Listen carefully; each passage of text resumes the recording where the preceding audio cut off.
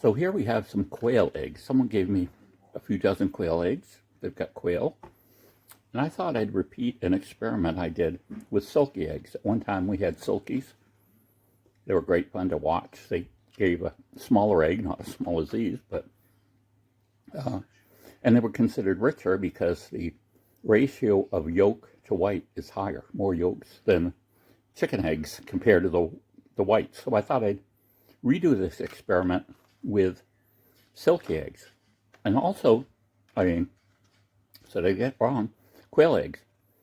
And so the idea also is to get that ratio, but also to find out how many quail eggs am I going to have to eat to get one normal size, large or medium chicken egg. Let's weigh them. The bird's saying, don't eat those. Those are birds. These could be fertile, I don't know. They're very variable in size, and part of that's because they're newer quail. Once they get, I noticed that with our silkies when we first had them, that the eggs would be kind of different sizes, and they were, silky eggs that were double yolked. And in these, I've eaten some of these already, and like this one right here, it doesn't look big enough to be double, but it could be. I was thinking of just taking out the smallest and the largest one and replace them with something more medium. Then I thought, no, I'm going to do it just the way it is. So we've got 102 grams. Now we're going to boil them, and all we're going to do to boil them, I've got one of these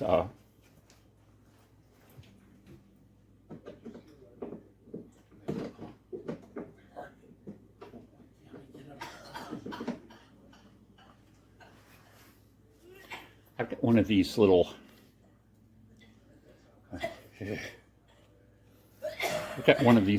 basket things, and what they say is you just basically lower them down into boiling water, and for silky eggs that you want hard boiled, they go about 3.5 to 4 minutes. And then they put them in ice water, but I'm just going to use regular water, so I think I'm going to use the time of 3.5 minutes, and I think we'll be good with that. So let's do it. Peeling them, the directions said you kind of roll them. You can hit them and crunch them, and then you just roll them, and that basically fractures the egg all around, and then we peel it. In my previous video, I didn't take into account the shells, but I think that's kind of significant here. Or maybe not, but let's see. I'll get up as much shells as I can here. Well, you can see I have 10 grams of shells. So we'll see what we can do with that number. So next we have the peeled eggs, and I'll tell you, I have arthritis in my hands, but also this joint right here with the thumb is bad, and that hit the exact spot to make it hurt. So I definitely won't be peeling a lot of quail eggs. So we're going to separate the whites from the yolk, weigh them, and then we're going to do the ratio and look at the past numbers. So we have our yolks, and we have 62.4 grams of whites. Now we'll do the yolks. So here are the yolks, and we've got 28.8 or 29, we'll say.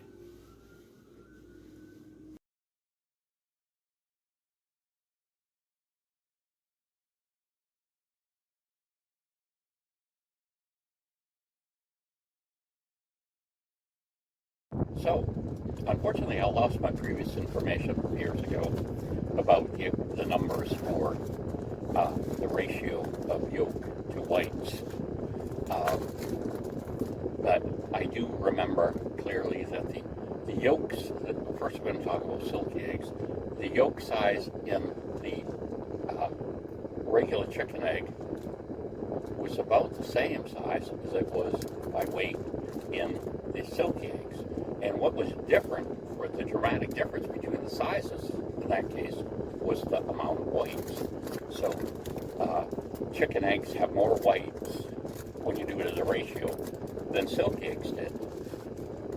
And silky eggs having this higher yolk amount would make something you cooked with it much richer, almost as if you had used chicken eggs and you had taken a couple of yolks, separated a couple of yolks, and threw it in with whatever you were going to cook or make. So I've done the quail eggs, and I found they have a 2-to-1 ratio.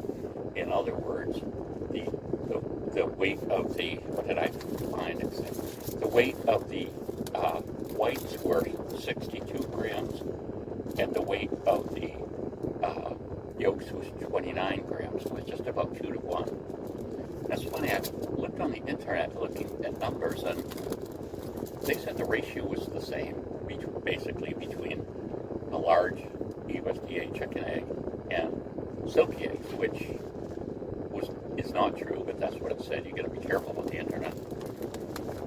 But so anyway, you can look at this. Is one piece of valuable information we draw out of not having our other information is that if a large chicken egg is 58 grams, and we've got 102 grams in 12 eggs, we basically have got, not quite 2, but pretty close to 2. So you would need to use more than a dozen quail eggs to match the 2 large eggs of the normal sized chicken. So that's what we've got, missing some of the numbers. I think that's interesting. Now, what do people use quail eggs for anyway? Well, normally they're used more as an accent. I mean, they're a flavor ingredient too, but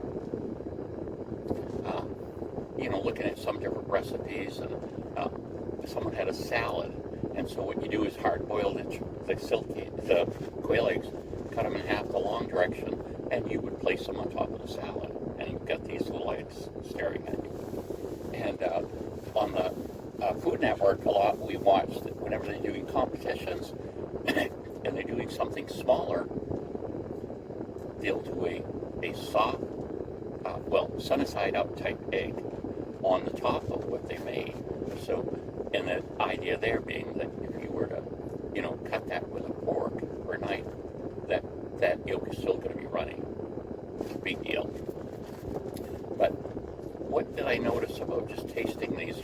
I tried them just as they were, and one thing I noticed is the yolk is a much milder taste, okay, than a chicken egg. I'm eating it separate, so I can, tell, and I'm saying, wow, this is much lighter yolk taste, if I could say that. But I did notice, too, that even though I boiled the quail eggs for 4 minutes, which was the upper range of what I found on the internet, right, that when I'm trying to separate the yolk from the whites, the yolk would immediately it wasn't exactly powdery, but you know what I mean? You couldn't take, like with a chicken egg, you can peel a hard-boiled egg and pull out the whole yolk, and it will be a little round ball, and it will be, fairly firm. I mean, you can obviously mush it and things, but it holds its shape.